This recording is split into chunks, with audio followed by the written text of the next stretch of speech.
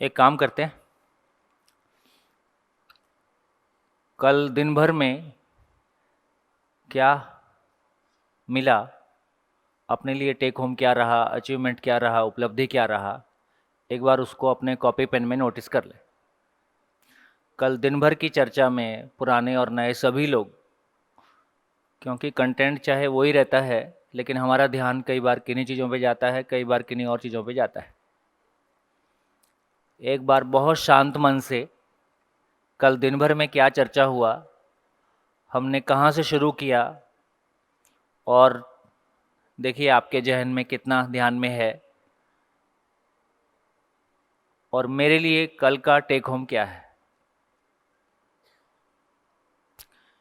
अब एक बार ऐसा सोच के देखें कि कल की इस शेयरिंग से हस्बैंड वाइफ के रूप में इंडिविजुअली हमारी ज़िंदगी में क्या फ़र्क पड़ता है, वो आपने सोचा।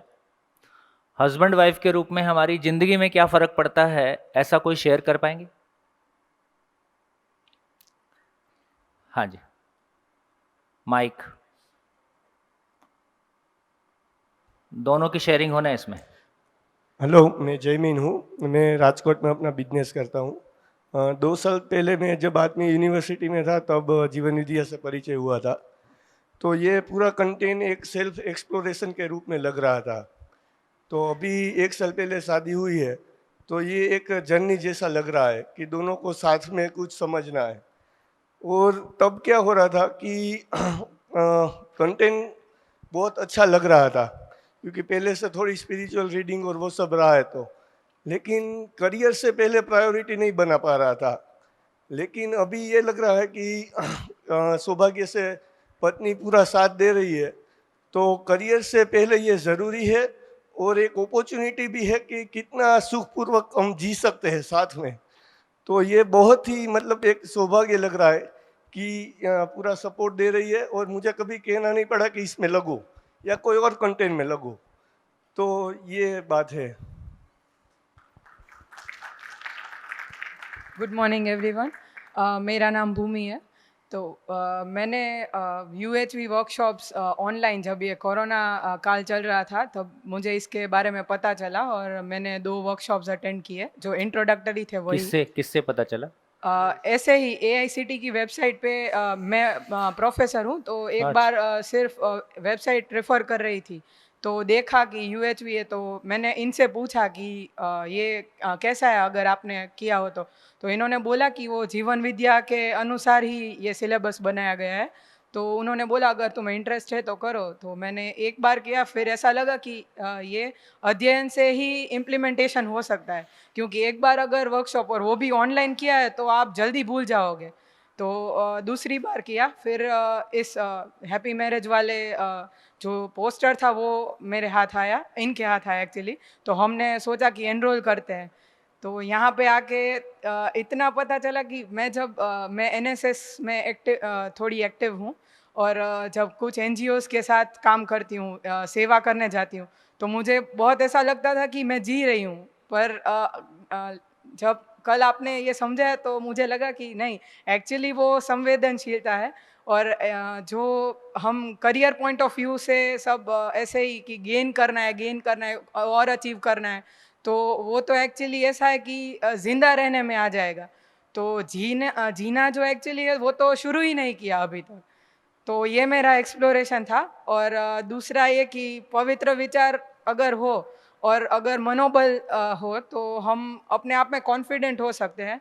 तो जैसे आपने कहा था कि अगर हम कोई भी सब्जेक्ट हो, मैथमेटिक्स, फिजिक्स या कोई भी, अगर वो एकदम सचोट रीत से सीख सकते हैं तो आई डोंट थिंक कि लाइफ को भी ऐसे सॉल्व और अंडरस्टैंड नहीं किया जा सकता। तो ये मेरा कल का एक्सप्लोरेशन था। Thank you. तो इससे आपका हस्बैंड वाइफ रिलेशनशिप में क्या फ़र्क पड़ता है? ऐसा हो जाएगा कि अगर कोई ऐसी मूवमेंट आएगी जब कुछ हमें अच्छा नहीं लगता, वैसा कुछ सिचुएशन बन रहा है, तो थोड़ा भाव विचार पे काबू रख के थोड़ा साक्षी भाव से देखने का ट्राई करेंगे कि उसका इंटेंशन तो नहीं है मुझे दुखी करना, बट हो गया होगा ऐसा, उसे शायद पता ना हो कि मुझे अच्छा नहीं लगता, तो कम्युनिकेट करके सॉल्व कर लेंगे झगड़ने की जगह पे।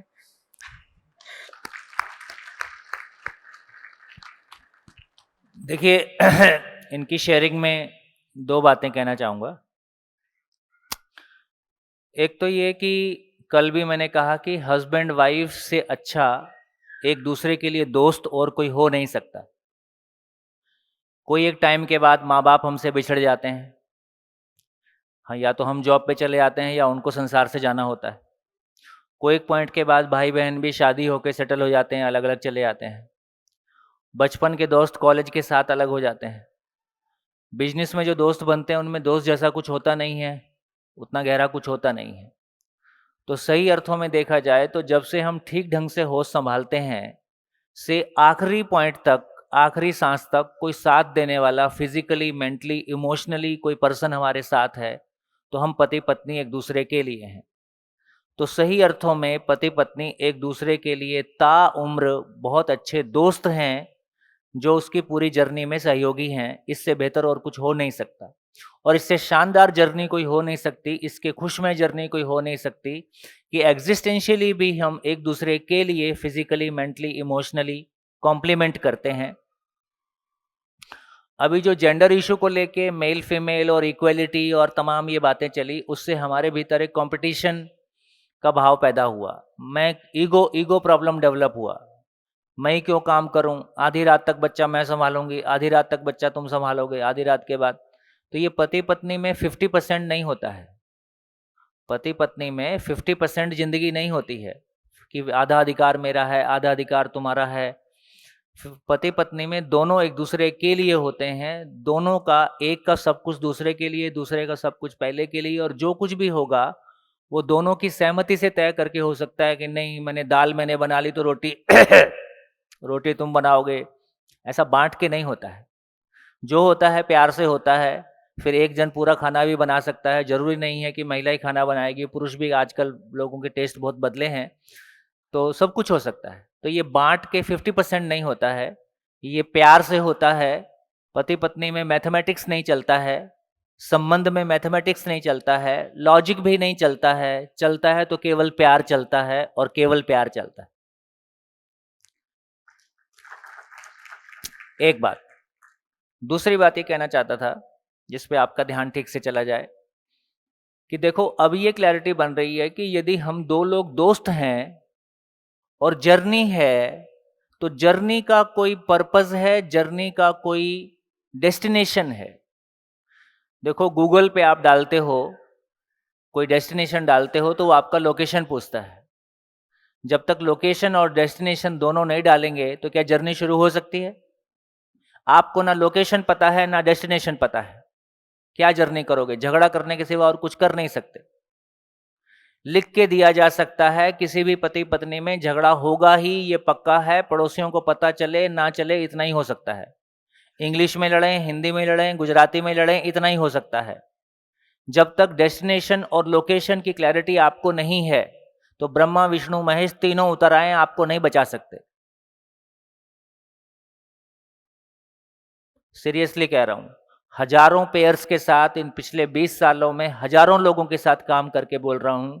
और हम लोगों ने काम किया तो किसी आर्थिक अपेक्षा में नहीं किया, किसी पैसे के लिए नहीं किया, एक आत्मीयता से किया, एक अपनेपन के भाव से किया। हाँ, चीजें बेहतर हो सकती हैं और चीजों को बेहतर होने की जरूरत है। दोस्तों, जब हम जिंदा रहने के धरातल पर जीते हैं, तो फिर आपका थॉट प्रोसेस और आपकी डिजायर्स, आपकी इच्छा में क्या होगा? आपकी इच्छा में कपड़े पहनना ही होगा। कपड़े पहन के हम खुश होना चाहते हैं, कुछ खा पी के खुश होना चाहते हैं, कहीं घूम के खुश होना चाहते हैं, है ना? कोई फिल्म देख के खुश होना चाहते हैं।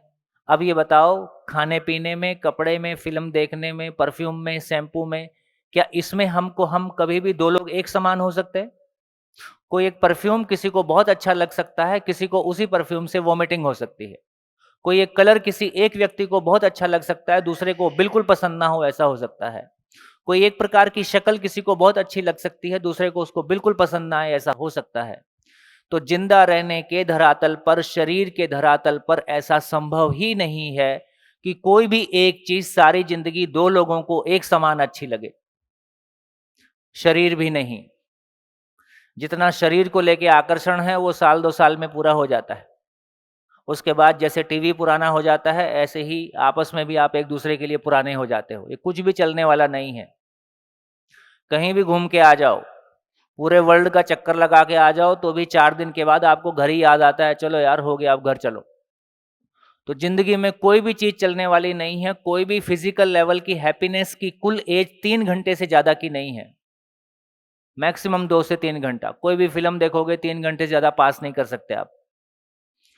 तो मैं ये कहना चाहता हूं कि जिस जर्नी पे हम निकले हैं, और ये भी कहना चाहता हूं, ये कोई आध्यात्मिक बात नहीं है।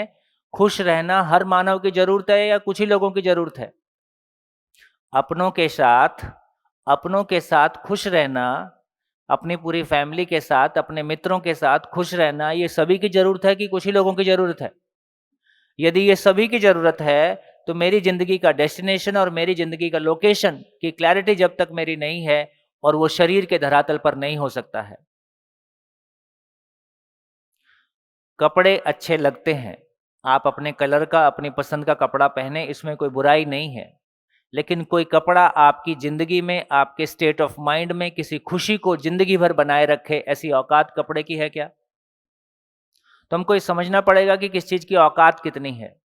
कोई गोल्ड, कोई ज्वेलरी, कोई कार, कोई घूमना, कोई कुछ भी, अब हमको इस समझ में आता है कि जिंदा रहने के धरातल पर जो कुछ भी है, उसकी कुल औकात, कुल हैसियत इतनी है कि वो अच्छा लगता है। अच्छा लगना अच्छा हो नहीं सकता, क्योंकि उसकी हैसियत नहीं है।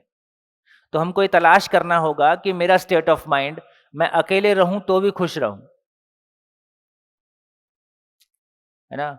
पति पत्नी के बीच में कैसे होता है पता है? शादी के पहले बहुत बात करते हैं।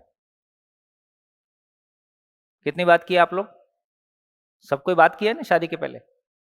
और शादी के बाद सुनते ही नहीं एक दूसरे, है ना?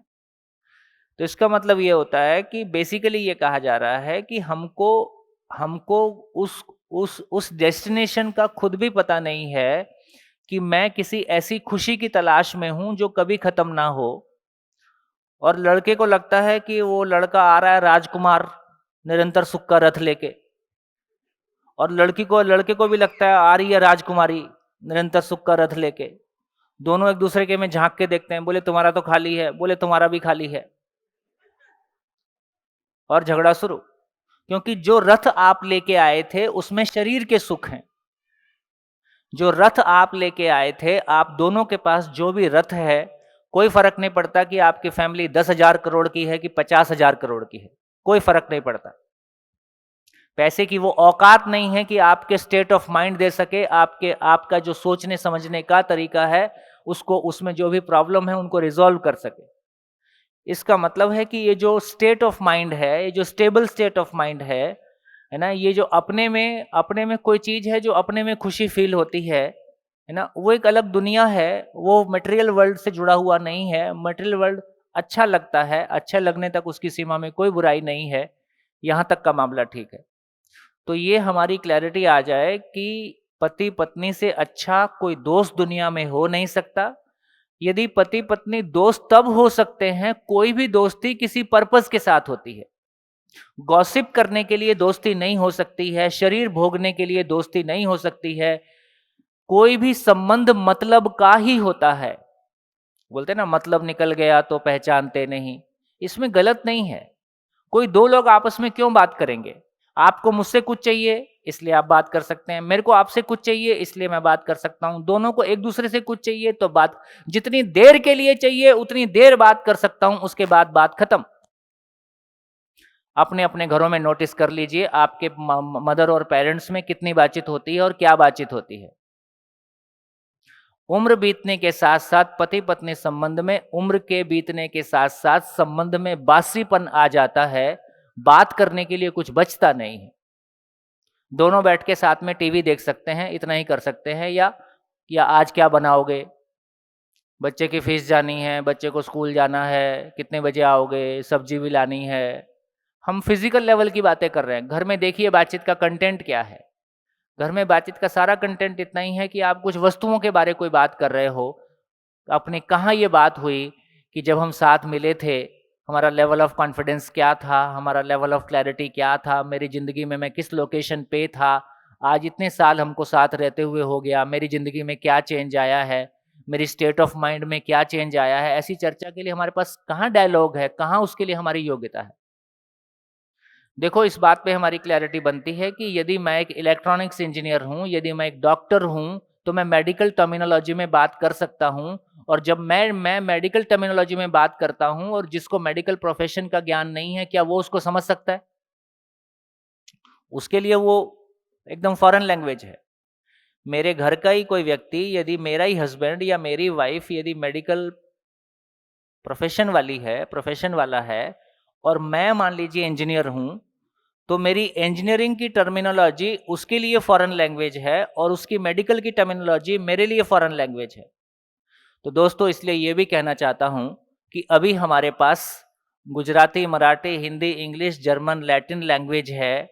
मानव भाषा हमारे पास नहीं है। मानव के भाव को व्यक्त कर सके, हमारे भाव को हम समझ सकें, अपने लोकेशन को, अपने डेस्टिनेशन को हम समझ सकें और उस पर बात कर सकें, वो लैंग्वेज ही हमारे पास नहीं है, वो शब्द ही हमारे पास नहीं। हमारी सारी योग्यता केवल वस्तुओं पे बात करने की है। हम गाड़ी के बारे में बात कर सकते हैं, हम साड़ी के बारे में बात कर सकते हैं, हम खाने के बारे में बात कर सकते हैं, हम घूमने फिरने के बारे में बात कर सकते हैं। इससे ज़्यादा हमारी कोई जिंदगी पे बात करने की हमारी कोई योग्यता नहीं है। उसके बाद भी हंस लेते हैं, क्या बुरा है? आप माइक्रोबायोलॉजी पे बात कर सकते हो, जिंदगी पे बात करने की कोई जिंदगी से तो हम डरे हुए हैं, भयभीत हैं, और जबकि जिंदगी से खूबसूरत कोई चीज नहीं है। मैं अकेला हूं तो भी उतना ही खुश रह सकता हूं, सबके साथ हूं तो भी उतना ही खुश रह सकता हूं। आप यदि ठीक नहीं हो तो भी मैं अपना रास्ता निकाल सकता हूं, है ना। जिंदगी में वो भाव और विचार की दुनिया इतनी पावरफुल है ना, वो इतनी बड़ी दुनिया है, उसके सामने फिर सारी दुनिया बहुत छोटी सी नजर आती है। और आप इतना अपने आप में कॉन्फिडेंट फील करते हो कि सारी दुनिया, ये जो जितनी सारी चीजों को अभी हम बहुत ओवर इवेल्युएट कर रहे हैं, है ना। तो इंजीनियरिंग मेरी जिंदगी का छोटा सा पार्ट है। देखो, ये भी एक सोचने लायक बात है। कल जो हमने चर्चा किया, हम में से कितने लोग इंजीनियर्स हैं? ये देखो, इंजीनियरिंग सारी जमात इंजीनियरिंग मिलेगी। मैं भी हूं, ठीक है, था वंस अपॉन ए टाइम। कितने लोग डॉक्टर्स हैं? 2-4 लोग डॉक्टर्स। कितने लोग सीए हैं? 2-4 लोग सीए हैं, ठीक है। कितने लोग टीचर्स हैं? कुछ लोग टीचर्स हैं, ठीक। अब आप ये सोच के देखिए, आपको याद होगा कि डॉक्टर तो हमेशा अपने नाम के सामने डीआर लिखता ही है। तो इंजीनियर्स को लगा यार हम ही रह गए, हमने कुछ लिखा ही नहीं अपने नाम के सामने, तो वो भी ईआर लिखने लगे। कुछ दिन बाद शर्म आने लगी, छोड़ यार इससे कुछ मतलब नहीं। और लगभग लगभग सभी उन देशों में जहां एजुकेशन, हम बहुत अच्छी एजुकेशन पा गए, तो आदमी ने ये स्वीकार किया कि मेरे नाम के आगे कुछ भी लगाना मुझसे छोटा ही है, मुझसे छोटी चीज से मैं अपनी पहचान पाना चाहता हूं, ये मेरे लिए शर्म की बात है, मेरा नाम ही काफी है।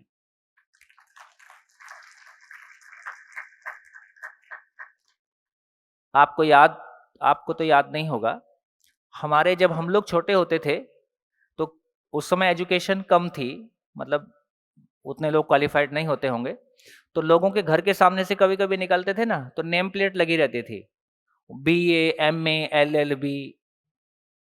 अब यार ये अंडरस्टूड है ना कि MA किया है तो BA किया ही होगा।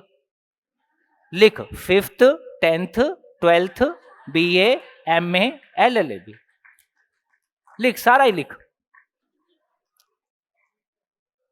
तो हमारा इतना इन्फीरियरिटी कॉम्प्लेक्स है, हमको लगता है कि मेरे अपने नाम से मेरी कोई पहचान नहीं है। तो दोस्तों, इस बात को हमने पिछले सालों में भोग के देखा है कि हमारी डिग्रियों के आधार पे हमारी पहचान से हमको तृप्ति नहीं मिली है, हमारे इंजीनियर होने से हमको तृप्ति नहीं मिली, हमारे डॉक्टर होने से हमको तृप्ति नहीं मिली, हमारे IAS होने से हमको तृप्ति नहीं हुई, हमारा कुछ भी होने से, हमारे प्रोफेशन से हमारी तृप्ति नहीं है। वो तृप्ति नहीं है जिस तृप्ति की तलाश मुझको है। डॉक्टर का अपने नाम के सामने डॉक्टर लिखना जरूरी है, क्योंकि यदि डॉक्टर किसी ट्रेन में ट्रैवल कर रहा है और किसी को प्रॉब्लम है तो हम कम से कम लिस्ट देख के लोकेट कर सकते हैं, हाँ डॉक्टर है, ये सपोर्ट कर सकता है। तो डॉक्टर के सामने डॉक्टर लिखा जाना इसलिए जरूरी माना गया, वो एक तरह से सामाजिक नीड है। तो इसका मतलब ये हुआ कि ये अपने में जांचने के लायक बहुत बढ़िया इशू है कि जिस तरह से आदमी की आवश्यकता रोटी को कपड़ा और मकान है, उसी तरह से उसकी आवश्यकता सम्मान और पहचान है।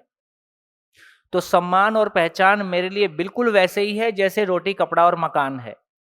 तो रोटी कपड़ा और मकान की जरूरत मेरी पूरी हो गई, क्योंकि मुझको पता है कि पानी से प्यास बुझता है और खाना खाने से भूख मिट जाती है। लेकिन ये सम्मान और पहचान नाम की चीज की तलाश मुझको है, लेकिन इसको पूरा करने का तरीका मेरे पास नहीं है ना। तो एक समय तक हमको लगा कि मैं सुंदर दिखूंगा तो उससे मेरी पहचान हो जाएगी। ऐसा नहीं हुआ, है ना, ऐसा नहीं हुआ।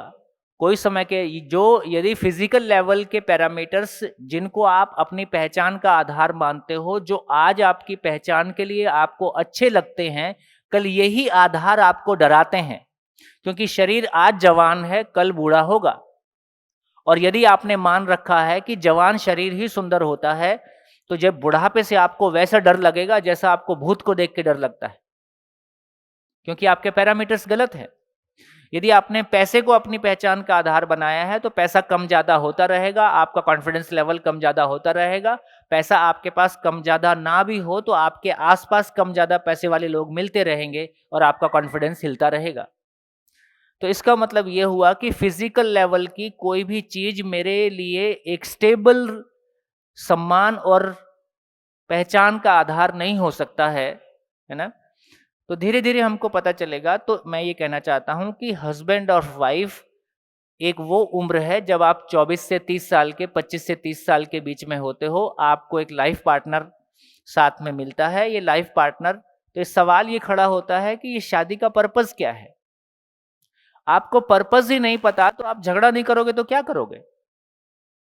आपको अपना डेस्टिनेशन ही नहीं पता है, यदि ये डेस्टिनेशन नहीं पता है, आपकी जर्नी का कहाँ जाना है ये पता ही नहीं है, तो जर्नी शुरू ही नहीं होती। जर्नी शुरू हो जाए तो जर्नी के लिए चर्चा करें, जर्नी के लिए तैयारी करें, जर्नी के लिए आगे बढ़े। तो कुल प्रॉब्लम क्या समझ में आ रही है? कुल प्रॉब्लम क्या समझ में आई इस सारी चर्चा से? है? माइक लीजिए, कौन बोलेगा? इस पूरी चर्चा से क्या समझ में आया? डेस्टिनी और पर्पस को फाइंड करना है। डेस्टिनी नहीं बोला मैंने, डेस्टिनेशन बोला। डेस्टिनेशन, मुझको जाना कहाँ है। तो चलिए, मैं सोचता हूं कि इस पे एक अच्छी शेयरिंग शैलेंद्र भाई और पत्नी से कराना चाहते हैं। शैलेंद्र भाई और पत्नी, भाभी जी आइए। पिछले 2 शिविरों से इनसे मुलाकात हुई। काफ़ी एक ब्राइट पेयर है और काफ़ी जिंदगी में उपलब्धि पाए हुए लोग हैं। सामने आइए, सामने। जिंदा रहने और जीने को लेके जो क्लैरिटी आपको मिली, या पिछले 2 वर्कशॉप से जो क्लैरिटी आपको मिली, आपकी एज कितनी है लगभग? हाँ, आपसे पूछ लूं कि नहीं पूछ? 43, आप तो पूछ 37। सकते हैं, ऐसे बोलते हैं लेडीज से एज नहीं पूछना चाहिए। 38। हाँ जी। मैं शुरू करता हूं, फिर आई थिंक अर्चना खत्म कर देगी। तो बोटाद करके एक जगह है यहाँ पे, वहाँ पे जन्म हुआ। 12वीं कक्षा तक गुजराती माध्यम में पढ़े और फिर बीएससी किया रसिक गणपत वासणा कॉलेज से। एमसीए किया रोलवाला से और काम शुरू किया, नौकरी मिल गई। 99 Y2 के प्रॉब्लम के हिसाब से नौकरी मिली नहीं। 4250 में एमसीए के बाद नौकरी शुरू किया और 2 साल में ही लगा कि यार ये प्रोग्रामिंग तो मैं नहीं कर पाऊंगा। वैसे एमसीए किया था, ऐसा तो आई थिंक सोम जी हैं, काफ़ी लोगों को नहीं मालूम है ये सब जो बता रहा हूँ मैं। तो फिर सोचा कि एमबीए कर लेता हूँ। कैट की प्रिपरेशन की, वहाँ पे लड़की मिल गई यूनिवर्सिटी लाइब्रेरी में, उससे पहले ही मिल गई थी। तो बस फिर उसके बाद ऐसा लगा कि आई थिंक जीना है तो इसके साथ ही बाकी शादी नहीं करने वाला था मैं, क्योंकि पहले संघ के हिसाब संघ में काफ़ी काम किया था, तो वो सब भी काम कर रहा था। तो cut the story stop, Bangalore गए, शादी किया। शादी के लिए काफ़ी जो चैलेंजेस आती हैं इंटरकास्ट में, वो सब हुए। फिर जब काम शुरू किया तो मुझे ऐसा लगा बैंगलोर, फिर बैंगलोर से शादी हो गया, फिर पुणे आ गए, और उसके बाद जब शादी हुआ 4-5 साल हुए, हम लोग बाहर भी रहे। और टेक महिंद्रा में जब मैंने काम किया तब मुझे ऐसा लगा कि ये सब क्या चल रहा है, मतलब मैं 17 घंटे काम कर रहा हूँ, 40 की सीट पे बैठ के काम कर रहा हूँ, P1 प्रायोरिटी 1 इश्यूज रिजॉल्व कर रहा हूँ, न्यूजीलैंड के बस स्टैंड पे बैठा हुआ हूँ और इंटरनेट ऑन है, कुछ ऐसा काम कर रहा हूँ। फिर कतार में काम कर रहा था, तो वहाँ पे ऐसा लगा कि एक कॉन्फ्रेंस रूम है, उसमें दरवाज़ा लॉक कर दिया, जब तक P1 रिजॉल्व नहीं होगा जाना नहीं है घर पे, ये सब चीज़ें। तो ऐसे अलग अलग टाइप के लोगों से काम किया। तो मैं एक हमेशा बोलता हूँ कि मैंने 16-17 प्रोजेक्ट डिलीवर किए, मेरी बीवी ने 2 बच्चे डिलीवर किए। तो आई थिंक 7 एक साल से ऐसा लग रहा था कि 6-7 साल से कि यार ये सब कुछ ठीक नहीं है, मतलब what is the purpose, what I am doing, is that the thing which, ये पृथ्वी पे आने का मतलब क्या है, क्या चल रहा है ये सब। मतलब हम तो रोते भी थे कई बार। हम लोग अलग रहे हमेशा मम्मी डैडी से, तो झगड़े भी होते थे बहुत अच्छे वाले। तो और बताना चाहूँगा कि पेरेंट्स को तो बताना ही नहीं है ये, क्योंकि हमने हमारी जिम्मेदारी से शादी किया है। 3 बार शादी की एक ही दिन में, 14 मई 2007 में, राइट। तो उसके बाद फिर पता नहीं, स्लोली स्लोली हमारा रीडिंग तो रहा ही था पहले से, तो मोटिवेशन रीडिंग पढ़ते थोड़ा पंपिंग हो जाता था, बाद में फिर से हवा निकल गई। तो फिर वाइफ तो पहले से थोड़ी काम ही रही। मैं जब गुस्सा होती है तो वो शांत हो जाती है, तो समझ जाने का वो गुस्से में है। तो ऐसा सब रहा। तो उसके बाद फिर विपश्यना की, और विपश्यना के बाद और रीडिंग भी थी, मैंने जो बोला, वेद और गुरु ग्रंथ साहिब और वो सब भी थोड़ा बहुत पढ़ते थे, लेकिन कुछ समझ में नहीं आ रहा था। मतलब ऐसा लग रहा था कि हमने परमहंस योगानंद को भी पढ़ा सुना, ध्यान तपस्या जो भी है वो सब किया, काफ़ी रेगुलर करते थे, सुबह 4 बजे जाग के, लॉकडाउन में भी कर रहे थे। 23 दिसंबर को तीसरी शिविर करने जा रहे थे विपश्यना की, तब विनू भाई गोदानी से बात हुआ, एक ऐसा थोड़ा बहुत पढ़ रहे थे, सुना था हमने सोम जी को शिक्षा के बारे में, उनके तब तो कुछ मालूम ही नहीं था, शिक्षा के बारे में काफ़ी वीडियोस हमने सुने थे। तो वो सब हुआ, तो लेकिन उस टाइम पे वो थोड़ा सुना, लेकिन फिर ऐसा समझ में नहीं आ रहा था कि ये कुछ बढ़िया चीज़ तो है, लेकिन क्या है, कहाँ से शुरू होता है ये सब। बट मतलब मुझे ऐसा लगता है कि ये ऐसा ही है एक चीज़ कि 23 दिसंबर के बाद फिर हमने और कुछ नहीं किया, यही किया। तो मैं अभी तो इतना बोल सकता हूँ कि हम वही कर रहे हैं जो बेसिकली करना चाहते थे। तो ये ऐसी एक चीज़ मिल गई है। मैं पहले 3 दिन तो जब पालीताना की जो शिविर हुई थी उसमें ऐसे ऐसे क्वेश्चंस पूछ रहा था, कई लोग मुझे बोल भी रहे थे कि हमको आपके ऊपर बहुत गुस्सा आता था। I used to ask questions in English, Hindi, जो भी आए। सोम जी भी कई बार ऐसा, अरे भाई क्या है ये, तो ऐसा इस टाइप का। तो फिर लेकिन 5वें 6वें दिन तो थोड़ा ऐसा लगने लगा कि सब प्रश्न के जवाब मिलने लगे, थोड़ा संतुष्टि होने लगी। लेकिन फिर तो एकदम शांति हो गए ऐसा बोलेंगे। और उसके बाद फिर जब हम शिविर करके वापस आए 1 जनवरी को, उसके बाद मेरी और मेरे पत्नी के बीच में आई थिंक बात एकदम कम हुई, कुछ बातचीत ही नहीं, ऐसा बोल सकते हैं। लेकिन अंडरस्टैंडिंग पहले से ज्यादा बड़ी है। ये 3 महीने की खाली बात कर रहा हूं। और बस यही है, मुझे लगता है अभी तो ऐसा लगता है कि यही करना है, क्योंकि इससे ही ऐसा लग रहा है कि कुछ मिलेगा। बाकी तो सब कुछ जिंदा रहने की धरातल पे ही है। मैंने एक एग्जाम्पल काफ़ी बार मैं दे चुका हूँ शिविर में। वैसे मेरे पास 30 कलर की पगड़ी है, आई थिंक लोगों के पास 30 साड़ी नहीं होती, लेकिन आजकल मैं ऐसे ही घूमता हूँ।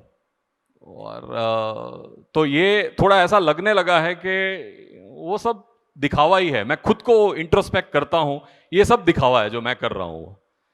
दाढ़ी भी वैसे मैं खुली रखता था, लेकिन उसमें थोड़ा अनकंफर्ट, तो ये सब चीजें जो बेसिकली हर एक चीज की समीक्षा अंदर हो रही है, कैसे बात कर रहा हूं, कैसे नहीं कर रही है। अभी भी जब बात कर रहा हूं तो सोच रहा हूं ये ठीक कर रहा हूं मैं, तो ये ठीक बात कर रहा हूं, तो ये सब चीजें हो रही है।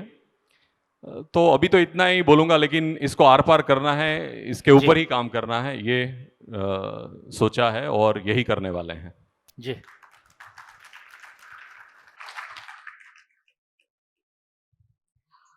हमारे लिए तो मैं बोलूँगी सबसे बड़ी उपलब्धि ये रही, क्योंकि शादी करना एक बात है, और जब बच्चे आते हैं तो रियली हमारी आंखें खोल देते हैं वो, क्योंकि अभी वो हमारी रिस्पॉन्सिबिलिटी है।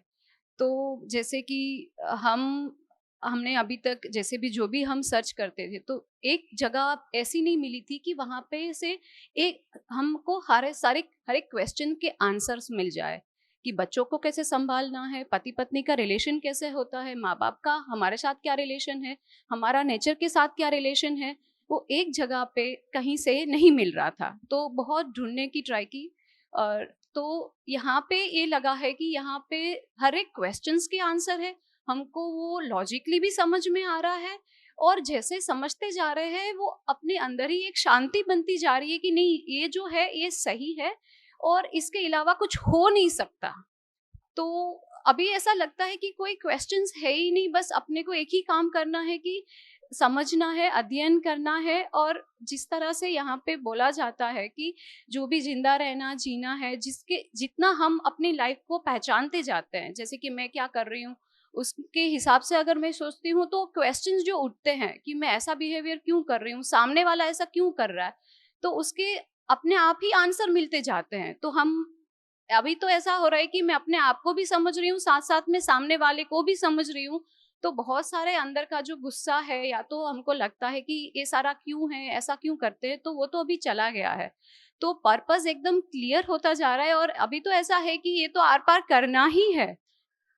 तो सबसे बड़ी तो उपलब्धि यही है, और हमको अभी मुझे ऐसा लगता है कि मेरे दोनों बच्चों के लिए अभी मुझे कोई टेंशन नहीं है। पहले मुझे था कि कैसे संभाल लेंगे, कैसे बड़े होंगे, जब बाहर भी जाते थे तो स्कूल अच्छी नहीं लगती थी कि भी ये स्कूल में चल क्या रहा है। फिर जो सोसाइटी में बच्चे जो जिनके साथ वो खेलने जाते थे, उनके माँ बाप का बिहेवियर, बच्चे जिस तरह से हमारे बच्चों के साथ बिहेव करते थे, तो वो भी लगता था। लेकिन अभी एक कॉन्फिडेंस बना है कि नहीं, there is a way, so we can do it. तो ये सबसे बड़ी उपलब्धि है कि यहाँ पे आके सारे आंसर्स मिल रहे हैं, और एक विजन दिख रहा है कि दिस इज अचीवेबल और इतना हम कर सकते हैं।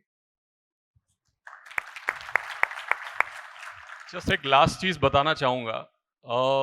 विद्या में आने के बाद दो चीज मैंने खुद मेरे में बहुत नोटिस की है। एक तो खुद के प्रति जो विश्वास है वो बहुत बढ़ गया है, बहुत ज्यादा। मैं वैसे काफी डरपोक आदमी हूं, ऐसा बोलूंगा मैं, कॉर्पोरेट की लाइफ की पर्सपेक्टिव से बोल रहा हूं। और दूसरा, मुझे सबसे इंपॉर्टेंट चीज जो लगती है, मैं ज्यादा सोचता नहीं हूं अभी। मतलब जैसे कोई के साथ कुछ व्यवहार करना है तो, या कोई के साथ कुछ भी बात करनी है, तो मैं ठीक से कर रहा हूं वो खाली ध्यान दे देता हूं। बाकी सामने वाला जो बंदा है, या कोई भी, जैसे मैंने कल रात को एक शेयरिंग की थी, राइट, तो जैसे सब्जी वाले से सब्जी ले रहे हैं, कोई से कुछ बात कर रहे हैं, तो सामने वाला जो व्यक्ति है उसके ऊपर मुझे पूर्ण विश्वास है, ऐसे करके ही मैं, क्योंकि मैं अस्तित्व को हमेशा ध्यान में रखता हूं, और जब वो रखता हूं तो फिर ज्यादा चिंता करता ही नहीं हूं, कुछ भी चिंता नहीं करता। मैं यहाँ पे आया था परसों, तो इंटरनेट का बहुत प्रॉब्लम था, तो हम पूरा दिन मैं बाहर ही काम किया, लेकिन थोड़ा सा तकलीफ हुई थी 15-20 मिनट के लिए। अरे यार, ये क्या चल रहा है यहाँ पे, तो है ही नहीं, आई थिंक आना नहीं चाहिए था, ये मेरे दिमाग में चल रहा था। लेकिन तुरंत ही मैं और मेरी वाइफ बात कर रहे थे, और तुरंत ही वो प्रॉब्लम सॉल्व हो गया, पूरा दिन काम भी कर लिया, सब हो गया। बट ऐसे जो जो झटके आते थे पहले, वो झटके अभी स्लोली स्लोली कम होते जा रहे हैं। ऐसा नहीं है कि हमको सब समझ में आ गया है, मुझे लगता है अभी 25-30% ही समझ में आया है, मैं ऐसा बोलूंगा। जी। तो ऐसा। बहुत बढ़िया। हाँ जी, आप में से कोई लोग शेयर करना चाहें? आप में से कोई लोगों को लगता है कि कुछ शेयर करने लायक है? कल दिन भर की चर्चा में जो भी कुछ हमारे सामने आया, उससे आपके लिए कोई ओपनिंग, बनी है और आपका ध्यान गया है तो शेयर कर सकते हैं। हाँ जी, माइक पीछे, एक माइक। कल के पूरे दिन के सेशन के बाद आफ्टर मतलब ये सारी चीज़ें सुनने के बाद मैं ये मानता हूँ कि अगर इंट्रोस्पेक्शन नहीं होता है तो इसका शायद कोई मतलब नहीं बनता है। सुनने के बाद अगर वो चीज़ वापस प्रोसेस होती है तो वो जब मैं प्रोसेस कर रहा था कि आज पूरे दिन में क्या हुआ, हम किस फ्लो से, मतलब बेसिक चीज़ें सीखने से, बेसिक प्रॉब्लम्स क्या हैं, वो कहाँ से जनरेट हो रही है, क्यों जनरेट हो रही है, वो मटेरियलिस्टिक हैं या रियल हैं, ये सारी चीज़ें प्रोसेस करने के बाद मुझे पता लगा कि अगर मैं अपने मन को एक लेवल पे रख सकूं जो कोई भी परिस्थिति में ऊपर नीचे ना हो, तो शायद हर चीज़ का सॉल्यूशन निकल सकता है। हर प्रॉब्लम का या हर सिचुएशन में अगर आप मन शांत रख सको तो हर चीज़ पॉसिबल है। This is what I have learn from yesterday's. Thank you. बढ़िया। हाँ जी, पीछे। Hi, okay. Myself Vijay Thar, and I am a teacher in Ananiketan Shilaj. I teach 11th and 12th standard students commerce subject. Okay. So what I learned, actually, I got married like nearly 1.5 years back. Fine. He is my husband Vipul. तो मुझे problem जो हो रही थी, जो मैंने कल सीखा, वहाँ मुझे कल आंसर मिल गया। Actually basically I am very emotional person. मुझे कोई कुछ बोल देता है तो मुझे बहुत हर्ट होता है। I am very emotional person. I can not control my emotions like may be my husband, but the best part is that my husband is very supportive. He understands me, he fights for me, so I don't have any grudges for him. But होता है ना, जैसे माई mother in law, like वो थोड़े different generation के, मैं different, तो वो कुछ बोल देती, मुझे पूरा दिन हर्ट रहता है। तो वो जो मैंने कल से सीखा, वो कल के बाद से सीखा कि हैप्पीनेस इज नॉट कि उसने मुझे बोला तो I am not happy, no, that is wrong, that is her nature, maybe she may be right, in her place she is right, but happiness, मेरी खुद की हैप्पीनेस मेरे हाथ में ही है। उन्होंने कुछ बोल दिया तो मैं हर्ट हो गई, तो फिर मैं उन पीपल को जाके बोलती हूँ, देखो मम्मी ने ऐसे बोला ना इसलिए मैं सैड हूँ, नो, दैट वाज रॉन्ग। उन्होंने बोला इसलिए मैं हर्ट हुई, पर वो वेयर इज माई कॉन्फिडेंस, मेरे बारे में क्या, मेरा खुद का इंडिविजुअलिटी क्या है कि कोई मुझे कुछ बोल देगा, यानी my happiness is dependent on others. मेरी खुशी उसके हाथ में, इसके हाथ में, नो। मैं सैड हूँ, वो चाहे तो मुझे सैड कर सकते हैं, वो चाहे तो मुझे खुश, नो, दैट इज रॉन्ग। तो पूरी जिंदगी इसमें ही मैं रहने वाली हूँ, पूरी जिंदगी में इसमें ही रहने वाली हूँ, नो, दैट इज रॉन्ग। उसका नेचर है। मैं ये नहीं बोलती my mother in law is wrong, no, she may be right, that is her perspective. उन्होंने, see I am basically a working women and she wanted a housewife, typical housewife उनको चाहिए थी, and my husband wanted a working women only. Fine, तो he is very supportive, he understands कि मुझे क्या problem हो रही है, and my mother in law wants, और हमारे प्रॉब्लम्स वहीं पे है। शी वांट्स घर देखे, ये देखे, किचन करे, ये कर, पर माई 100% is not on kitchen. I am a career oriented person. मुझे लाइफ में प्रोडक्टिव चीज़ें करनी अच्छी लगती है, यू नो, जो रिपीटेड चीज़ें आई गेट बोर्ड। सो मैंने वो सीखा कि खुशी वो मेरे खुद में ही है। अगर चलो विपुल ने मुझे कभी कुछ बोल दिया तो मुझे हर्ट हो जाता है, no, that is wrong, that is, he has his individual life.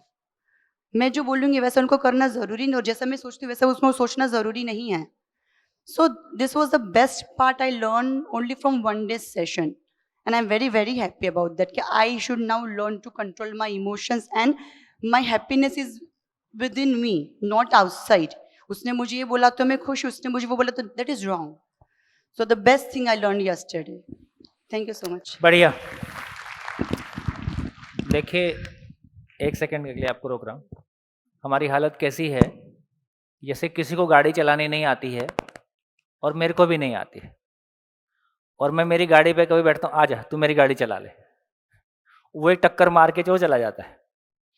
फिर मैं चलाता हूँ तो मेरे को भी नहीं आती है, तो एक मैं भी मार लेता हूँ, फिर कहता आ जा तू भी मेरी गाड़ी चला ले। अब मेरी गाड़ी की हालत बहुत ख़राब है कुछ। अच्छा, जब मेरे को गाड़ी चलानी नहीं आती और मैं गाड़ी चलाता हूँ तो एक तरीके से चला, दूसरे को नहीं चलानी आती, वो सरकारी गाड़ी जैसे चलाता है। तो जब तक, तो एक तो आवश्यकता इस बात की है कि मुझको ड्राइविंग आ जाए और मेरी जिंदगी की ड्राइविंग सीट पे मैं बैठूं कि मैं सबको बिठाते रहूं। तो मेरी जिंदगी की ड्राइविंग सीट पे मैं बैठूं, और मेरी जिंदगी की ड्राइविंग सीट पे मैं बैठूं और मुझको ड्राइविंग करना आता हो। फिर दूसरों को नहीं भी आता होगा तो हम अपनी गाड़ी कैसे निकाल लेंगे, तो उनको भी सिखाएंगे, है ना। तो अभी का एक बड़ा प्रॉब्लम ये है कि जब भी कुछ घटता है तो मेरे को लगता है कि मैं किसी दूसरे की वजह से दुखी हूं ना। वाइफ को लगता है कि मैं हस्बैंड की वजह से दुखी हूँ, मैं सास की वजह से दुखी हूँ, मैं किसी कंपनी में बाहर दूसरे कलीग की वजह से दुखी हूँ। हम हर एक को लगता है कि मैं दूसरे की वजह से दुखी हूँ। तो ठीक किसको होना है? जिसकी वजह से मैं दुखी हूं, उसको ठीक होना है। उसको लगता है कि मैं तो ठीक ही हूं, प्रॉब्लम तुम्हारी है। तो उसको लगता है मुझको ठीक होना है, मुझको लगता है तुमको ठीक होना है, और ठीक किसी को नहीं होना है। शिविर में क्या होता है? शिविर में एक घटना घटती है। शिविर अपने आप में, ये पूरा व्हाइट बोर्ड आपके लिए आईना है। ये पूरा है ना 6 फुट लंबा, कितना होगा 6×4, तो 12×4 का बोर्ड। ये 12×4 का आईना लगा है आपके सामने। इस आईने में आपको अपनी जिंदगी दिखने लगते, इंट्रोस्पेक्शन शुरू हो जाता है। तो आपको खुद ही में इस बात पे ध्यान चला जाता है कि ये जो मैं बोल रहा हूँ, ये मैं ठीक बोल रहा हूँ तो क्यों बोल रहा हूँ, ये जो मैं कर रहा हूँ तो मैं क्यों कर रहा हूँ। तो एक बार हमारा खुद पे ध्यान चला जाता है तो मुझको ही अपनी गलतियां दिखने लगती हैं। जिस दिन मुझको अपनी गलती खुद दिखना शुरू होती है, उस दिन वो ठीक होना शुरू होती है। जब तक दूसरा कोई मेरी गलती बताता है तो मैं उसकी गलती बता देता हूं। तो इसका मतलब ये है कि मेरे को मेरी जिंदगी का आईना मिल जाए, मेरी जिंदगी के आईने में मैं अपनी बेसिक जो अपनी कमियां हैं उसको देख सकूं, कैसे उसको ठीक करना है वो भी मेरे को समझ है, और मैं उसको ठीक, अपनी जिंदगी को संवारना बहुत सुखदायी काम है। अभी मेरे पास बोर होने का टाइम नहीं है, मेरे पास 24/7 अपनी जिंदगी को संवारने का, अपने आप को बहुत सुंदर बनाने का। और सुंदर का मतलब शक्ल से सुंदर नहीं है, सुंदर का मतलब है कि आपका स्टेट ऑफ माइंड स्टेबल है, यही सुंदरता है ना। तो यहां से इसलिए फिर उसके बाद आपको फिर मनोरंजन की जरूरत नहीं है। मनोरंजन जो अभी जो मनोरंजन पे जिस तरह की हमारी निर्भरता है ना, तो मनोरंजन को हम लोग ये बोलते हैं कि ये मानसिक बेरोजगारी है। आपको नहीं पता है कि इस मन के साथ क्या करना है, तो हमेशा मैं बाहर कुछ चीज ढूंढता रहता हूं कि मेरा मन किस में लग जाए। मन अपने आप में सीमित ताकत है कि असीमित ताकत है? हमारा जो सोचने समझने की ताकत है वो लिमिटेड है कि अनलिमिटेड है? जोर से बोलो। अनलिमिटेड है। आप उसको क्या चीज में लगाते हो? लिमिटेड में लगाते हो कि अनलिमिटेड में लगाते हो? तो पिक्चर देखने गए तो लिमिटेड है, घूमने गए तो लिमिटेड है, कुछ खाया कुछ पहन लिया तो लिमिटेड है, सिंगापुर चले गए तो भी लिमिटेड है। अब लिमिटेड चीज, अनलिमिटेड चीज लिमिटेड में जाके खुश होने वाली है? फिर वही बेरोजगारी है। अब क्या करें? What next, what next. और जब भीतर से मन खुश नहीं है, फ्रस्ट्रेशन है, तो किसी ना किसी पे उतरती रहेगी। किस पे उतरेगी? तो हस्बैंड वाइफ का ये भी एक समझने लायक बात है। हस्बैंड वाइफ एकमात्र 2 लोग हैं जो अपनी फ्रस्ट्रेशन एक दूसरे पे उतारते रहते हैं। वो एक दूसरे के लिए डस्टबिन भी है, या थोड़ा डस्टबिन बोलना खराब लगता है। एक दूसरे के, यदि मैं किसी दूसरे को बोल दूंगा तो लौट के मेरे से बातचीत नहीं करेगा, कि मेरे भीतर कोई नेगेटिविटी है। वो मैंने सास को बोल दिया, संबंध खराब। ऑफिस में बोल दिया, संबंध खराब। तो हम बाहर बहुत संभल के बात करते हैं। अक्सर घर में सुनने मिलता है ना, बाहर वालों से तो बहुत अच्छे से बात करते हो, घर में क्या हो जाता है? ये सेंटेंस घर में सुनने मिलता है कि नहीं? कितने लोगों को सुनने मिलता है? क्यों होता है ऐसा? क्योंकि मेरे को पता है यदि बाहर मैं इस स्टाइल में इस लैंग्वेज में बात करूंगा, ये दोबारा मेरे से कभी लौट के बात करने वाला नहीं है, और मैं उन संबंधों को खोना नहीं चाहता। वहां से मेरा फाइनेंस जुड़ा है, वहां से मेरा करियर जुड़ा है, वहां से मेरी इज्जत जुड़ी है। लेकिन घर में मेरे को पता है बोल दूंगा तो कहाँ जाएगा? बाय डिफॉल्ट आपको पता है ये घर में ही है। तो अपने घर में भी सबसे ज्यादा किसके साथ? फादर को बोल दूंगा तो अलग तरह की प्रॉब्लम हो सकती है, मदर को बोल दूंगा। हस्बैंड वाइफ एक दूसरे के लिए एक वो भी स्थिति है कि जो मेरी दुनिया भर की फ्रस्ट्रेशन मेरे को बाहर से मिली है, उसको वेंटिलेट करने की एक जगह भी हस्बैंड वाइफ है। इसलिए जब एक जन गुस्सा हो रहा हो तो ये मान के कि ये बेचारा कहीं कहीं से दुखी होके आया है, कोई बात नहीं, थोड़ा रिलैक्स हो जाने दो। जब दोनों गुस्सा करें तो उस समय के लिए दूसरे आदमी को अपना टोकरा खोल देना, ले भाई डाल दे, खाली हो जाएगा, फिर बात करना। अच्छा कहां से लाए थे? अपना ही था कि कहीं बाहर का था? तो मम्मी को गुस्सा आता है, बच्चों को पीट देती है, क्योंकि दूसरे को तो बोल नहीं सकती। तो हर आदमी अपने से कमजोर को निशाना बनाता है। तो माँ बच्चों को निशाना बनाएगी, आपका बॉस आपको निशाना बनाएगा। हस्बैंड वाइफ दोनों मौका देख के एक दूसरे को हाँ जी, सॉरी, आप कुछ कहना चाह रहे थे। भैया इससे पहले 2 शिविर कर चुका हूँ, यहाँ पे आया हूँ और बीच में घूम फिर रहा हूँ। तो अभी जो 2-2.5 महीने में जो यात्रा है वो एक अलग लेवल की चल रही है। इंट्रोस्पेक्शन का लेवल बहुत ज़्यादा बढ़ गया है। बाहर चीज़ें बदल रही है, कोशिश कर रहा हूँ कि अंदर चेकअप सेम मेंटेन रह रहा है कि नहीं। बाहर सिचुएशन हर दिन नई नई नहीं हो रही है, अंदर चेंज हो रहा है कि नहीं। तो अभी 2 दिन पहले एक सिचुएशन है, एक मित्र को मैं समझा रहा था, तकलीफ में था, समझाते समझाते वो समझ ही नहीं रहा था, तो मुझे रोना आ गया। रोते रोते समझा रहा हूँ लेकिन उसको समझ में नहीं आ रहा है। तो फिर कल जब बात हुई डॉक्टर वाली, डॉक्टर के सामने कोई सर फटा हुआ आदमी आता है, डॉक्टर देख के बेहोश हो जाएगा तो क्या समझाएगा। मेरे को ऐसा लगा उसको समझा रहा हूँ, उसकी पीड़ा समझ के मेरे को समझ में आना ही चाहिए, वरना संवेदनहीन हो जाता। तो वो संवेदनशीलता ही हुआ, मतलब एक अवस्था में नीचे ही गिरा हूँ, ऊपर नहीं गया हूँ। तो एक तो ये समझ में आया कल। दूसरा, हम लोग, मेरा नॉर्मल जो ऑब्जर्वेशन है वो ये कि शरीर पे थोड़ी सी भी चोट होती है, सामने से कुछ भी होता है तो हम बचते हैं, भागते हैं, शरीर को बचा लेते हैं। और थोड़ी सी भी चोट लगती है तो आसपास सब लोग आ जाते हैं, कहाँ लगी, कैसे लगी, क्या हुआ, कैसे हुआ। लेकिन मन जा जा करके चोटें खाता है, जा जा के पंचायती करता है। और मन में चोट लगती है तो कोई पूछता भी नहीं और हम उसका इलाज करते भी नहीं। और धीरे धीरे वो छोटी सी चोट जो होती है, वो ताना जो होता है, वो एंग्जाइटी बन जाता है, एंग्जाइटी डिप्रेशन बन जाता है और हम अंदर उसको लेकर के चलते हैं। एक बड़ी समस्या जब तक होती है क्योंकि उसको, उसका इलाज और उसके ऊपर ध्यान हमारा है नहीं। दूसरा, तीसरा, कल जो आपने बात कही वो ये कि हमारे विचार और भाव हमारे काबू में रहें, उस पर अभी और ज्यादा काम करने की जरूरत है। वो काबू में रहें कैसे? बस, तो कैसा है, आपने स्टेशन पे देखा अल्लाह के नाम पे दे दे, देखा कि नहीं? अल्लाह के नाम पे दे दे। हमारी भी हालत कैसी है? अब तो मेरे कपड़े के नाम पे दे दे,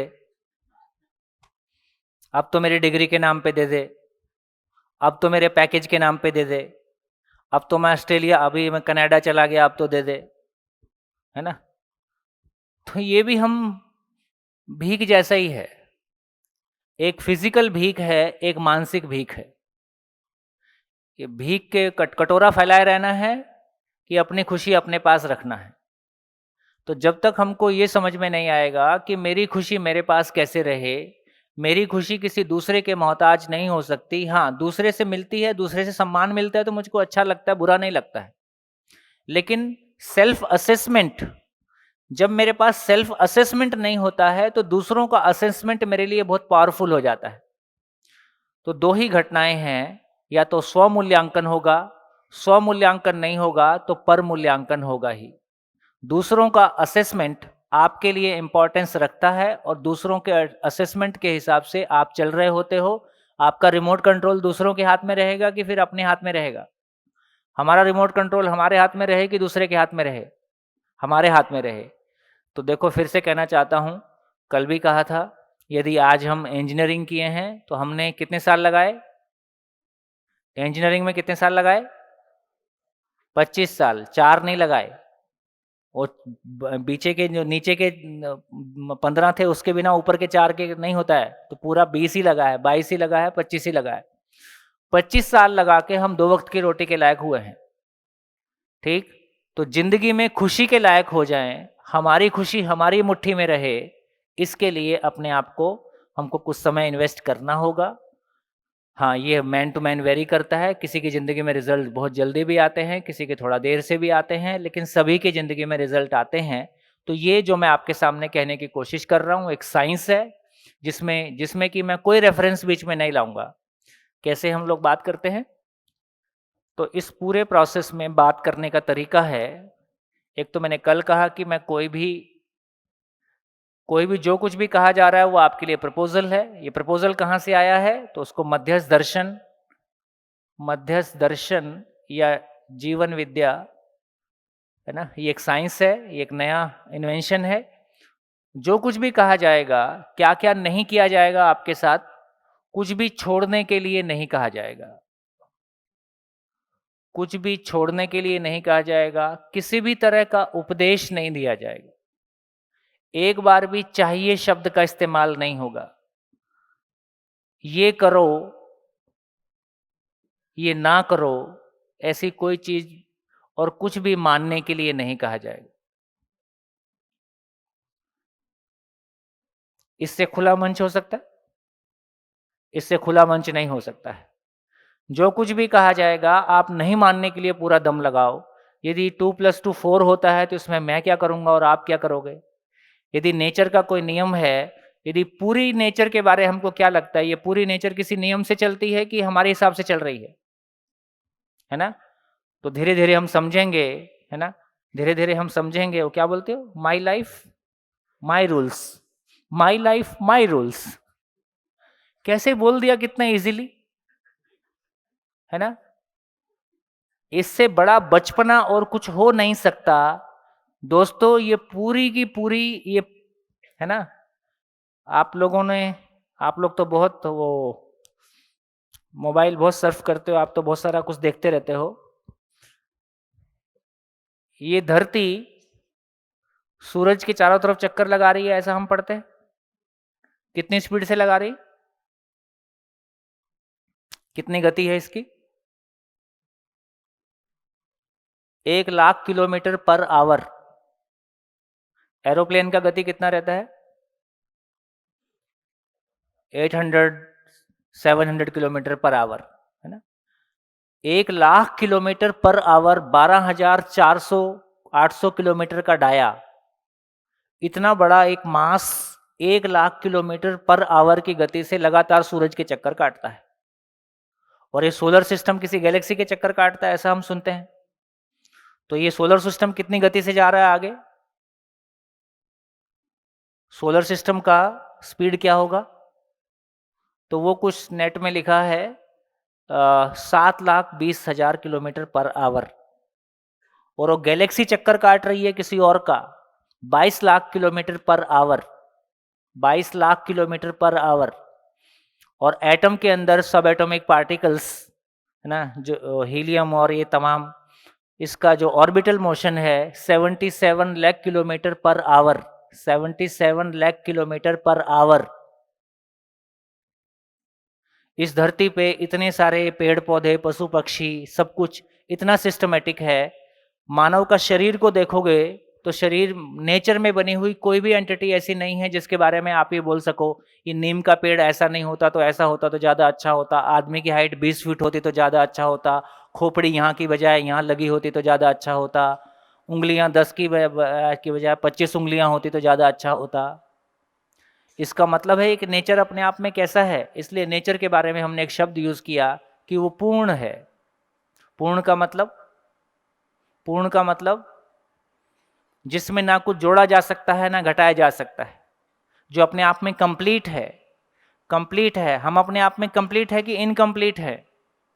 हम अपने आप में इनकम्प्लीट है क्योंकि अभी हमारा अंडरस्टैंडिंग, हमारा डेस्टिनेशन, हमारा लोकेशन अभी क्लियर नहीं है, इसलिए हमारी अपने बारे में क्लैरिटी नहीं। तो दोस्तों मैं ये कहना चाहता हूँ, यदि ये एग्जिस्टेंस अपने आप में किसी नियम से है कि रैंडम है? क्या लगता है? ये पूरी कायनात, ये पूरी सृष्टि किसी नियम से चल रही है कि ऐसी कुछ भी हो रहा है? जोर से बोलो। यदि नियम से हो रहा है तो नियम समझ के जिंदगी चलेगी कि आपके रूल से जिंदगी चलेगी? माई लाइफ माई रूल्स नहीं होता है। आप ऐसा, हाँ, एक अधिकार आपके पास है, दुखी होने का अधिकार आपके पास है। आप कुछ भी करके दुखी हो सकते हो, ये अधिकार आपके पास है। ना मानने का अधिकार आपके पास है, अपनी मनमानी करने का अधिकार आपके पास है। लेकिन इस पूरी नेचर में जो कुछ भी है किसी नियम से है। हम नियम से दुखी होते हैं, नियम से खुश होते हैं। इसलिए दुख की बहुत अच्छी परिभाषा है, नियम का विरोध ही दुख है। जब भी दुखी हुए इसका क्या मतलब है? जब भी हम दुखी हुए इसका क्या मतलब है? नेचर के किसी नियम का वायलेशन हुआ है, नेचर के किसी नियम का विरोध हुआ है। जिस तरह से लोहा के लिए, मशीन के लिए, पूरी की पूरी जड़ संसार के लिए फाइनली कोई नियम काम करता है, यदि ह्यूमन बीइंग एक नेचुरल एंटिटी है तो ह्यूमन बीइंग के लिए भी कोई नियम काम करता है। महापुरुष नियम बनाता है कि जिसने नियम को समझा उसका नाम महापुरुष है। साइंटिस्ट नियम बनाता है कि जिसने नियम को समझा उसका नाम साइंटिस्ट है। तो कोई साइंटिस्ट, कोई देवी देवता कोई नियम नहीं बना सकता। नियम एग्जिस्टेंस में है। जिन्होंने उस नियम को पहचाना उसको कभी हम साइंटिस्ट के नाम से बुलाते हैं, कभी हम महापुरुष के नाम से बुलाते हैं। तो दोस्तों मनमानी का स्पेस है नहीं।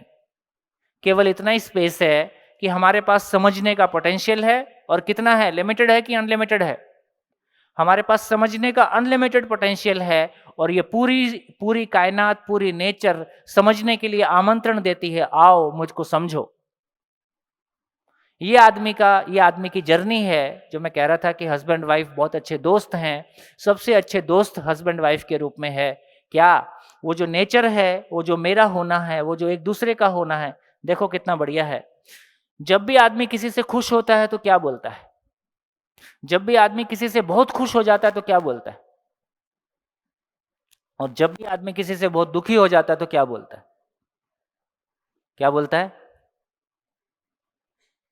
जब खुश होता है तो क्या बोलता है? वो मेरे को समझता है। और शादी के पहले बहुत समझ आता है एक दूसरे के बारे, वो मेरे को समझता है। सारी समझना शादी के बाद पता चलती है। और कोई ईश्वर भगवान नाम की चीज है, उसके पीछे क्यों इतना लट्टू रहते हैं हम, या क्यों उसको इतना वर्शिप करते हैं, क्यों इतना मानते हैं? उसके बारे में हमारी ये मान्यता है कि वो बिना कहे सब कुछ समझता है। और किसी से बहुत दुखी होते हैं तो क्या बोलते हैं? तुमने मेरे को समझा नहीं। सारा खेल इतना ही है। यदि सारा खेल इतना ही है तो इसका मतलब है दूसरे को मेरे को समझने की फुर्सत है कि नहीं है, उसको मुझको समझने की योग्यता है कि नहीं है। अरे मैं तो खुद को समझ सकता हूं। तो चलो, मेरे पास समझने की ताकत है और खुद को समझना मेरी जिंदगी की जरूरत है। मैं खुद को समझने का काम शुरू करता हूं। खुद को समझने का काम इतना एम्पावरिंग है और ये किसी दूसरे पे डिपेंडेंट नहीं है। यहां से जिंदगी का दरवाजा खुलता है। बढ़िया, कुछ बात समझ में आ रही? हाँ जी, पीछे वो बहन कुछ कहना चाह रही थी। मेरा नाम अर्पित है। मैं ये पूछना चाह रहा था कि जीना और जिंदा रहना में डिफरेंस कौन तय करता है? अब मैं अगर जिंदा रहना में खुश हूं तो मैं जीना क्यों चाहूंगा? शुभकामनाएं। यही कल से प्रश्न आ रहा था मेरे दिमाग नहीं, वो तो सिंपल है। शुभकामनाएं, जियो। खुश हो जाओ तो किसको दिक्कत, खुश नहीं हो तो आ जाना। कितना सिंपल है। ओके। हेलो।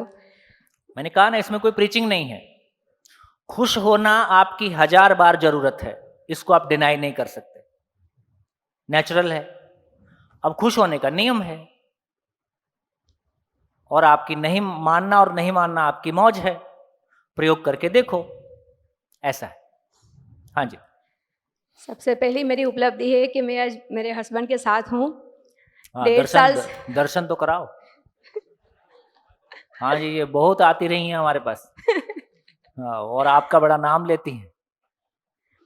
तो 1.5 साल से जुड़ी, तब से शिविर, पहले शिविर से मुझे ये जिंदा रहना जीना इतना क्लियर नहीं हुआ था। एक बात समझ में आई थी कि पैसा कुछ नहीं है, पैसे से बड़ी कोई चीज़ है। तो मैं सबको बता रहती थी, तो मेरे भाई मेरे बोलते थे कि तू साइको हो गई है, पागल हो गई है, तू जहाँ भी जा रही है वो अब जाना मत। तो कई बार मेरे अंदर भी डाउट होता था कि ये जगह सही है कि नहीं। बट मानवीय शिविर के बाद मुझे भाव और विचार समझ में आया। तो फिर उस जाने के बाद मैं और मेरे हस्बैंड भाव और विचार पे बात करते थे। तो मेरे हस्बैंड बोलते थे तो ये भाव और विचार बंद कर, मुझे कुछ समझना नहीं है। बट कल से ये बोले कि हाँ, मुझे भाव और विचार अब समझ में आया और जिंदा रहना जीना समझ में आया। तो मुझे इतनी खुशी हुई कि शादी सच में आज हुई है कि मुझे मेरा लाइफ पार्टनर जो समझती वो समझ रहा है। अब जीने में मज़ा आएगा।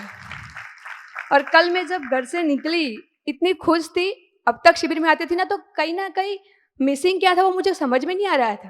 मतलब 4 जोड़ी कपड़े इनफ है, वहाँ कौन देखता है। बट कल मैं आई तो पूरी तैयारी के साथ कि 3 दिन में कुछ अस्तित्व को समझने जा रही हूँ। और अब बोलते हो ना कि अस्तित्व की बारात निकली है, तो आई फील दैट कि मैं बारात में जा रही हूँ। और अब ये आया कि अब घर पे जाके बोर्ड तो लगा है, बट अब बोर्ड सच में यूज होगा। कि अब मैंने अभी बोला कि अब दैविक तो समझ ही रहा है, मेरा बड़ा बेटा है वो। अब हम तीनों मिलके पदार्थ अवस्था प्राण अवस्था उस पर बात करेंगे, शुरू कर सकते हैं। तो इतनी खुशी मिल रही है आज, जैसे कि अब वो। थैंक यू भैया, बहुत बढ़िया। देखिए, मैं तो विशेष रूप से बार बार इस बात को कहता हूँ कि मैं गुजरात का ऋणी हूँ।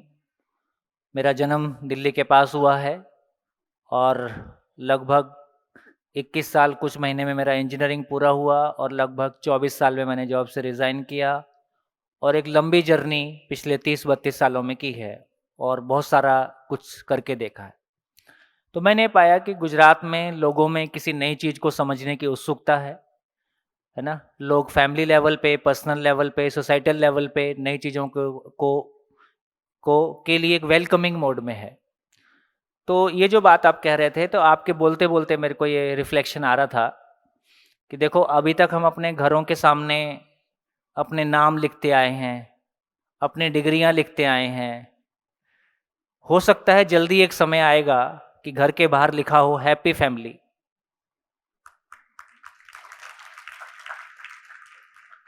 तो वहां से निकलते लोग उस घर में घुस के पूछेंगे भाई क्या करते हो।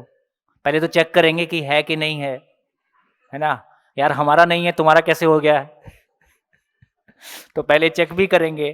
तो जरूरत इस बात की है, फिर से कहना चाहता हूं, इस देश में आपके करोड़ों फॉलोअर्स हो जाएं, ये सामान्य घटना है, कोई बड़ी बात नहीं है। बेवकूफ़ी बिकती है इस देश में। जो अभी आप बात कह रहे थे कि लोग आपको पागल, आपके आसपास के लोग आपको पागल कहने लगें, ये अच्छे सिम्टम है। सीरियसली बोल रहा हूं, क्योंकि पागलों की दुनिया में आप शामिल हो जाते हो तो आप ठीक ठाक आदमी हो। जैसे कल मैंने चर्चा किया, फिर से रिपीट करता हूं। अब कितने लोगों को लगता है, अब आप क्या बोल सकते हो, कितने प्रतिशत लोग ऐसे हैं जो केवल सुविधा को जीना मान रहे हैं? गाड़ी, कपड़े, मकान ठीक ठाक हो जाएं तो जीना हो जाएगा, ऐसा कितने प्रतिशत लोग होंगे? पूरे वर्ल्ड में कितने होंगे? कोई फर्क नहीं पड़ता इसमें, गांव और शहर में बहुत अंतर नहीं है। मैं नहीं कह रहा हूं कि हमारे कपड़े, मकान, गाड़ी अच्छे ना हो, ऐसा मैं नहीं कह रहा हूं। लेकिन कपड़े, मकान, गाड़ी अच्छे होने से हमारे रिलेशनशिप अच्छे नहीं होते। मैं तो केवल इतना ही कह रहा हूं कि रोटी, कपड़ा, मकान, गाड़ी भी अच्छे हो जाएं और हमारे मन भी अच्छे हो जाएं और हमारा रिलेशनशिप भी बढ़िया हो जाए। कोई चीज को छोड़ने के लिए नहीं कहा जा रहा है, जो छूटा हुआ है उसको पाने के लिए कहा जा रहा है।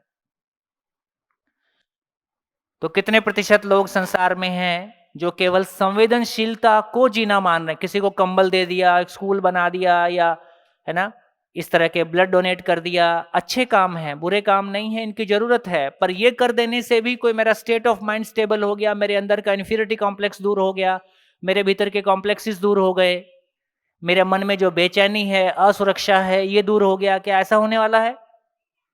ऐसा होने वाला नहीं है। उसकी दवाई अलग है। सुकून मिलता है, अच्छा लगता है, लेकिन उसकी सीमा है। एक दिन अच्छा लगता है, 2 दिन अच्छा लगता है, वापस मैं अपनी उसी स्टेट में होता हूं।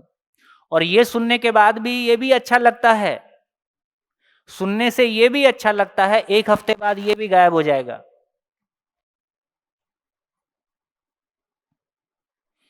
लेकिन ये आपके अंदर टिक जाए, उसके लिए आपको कोशिश करना होगा।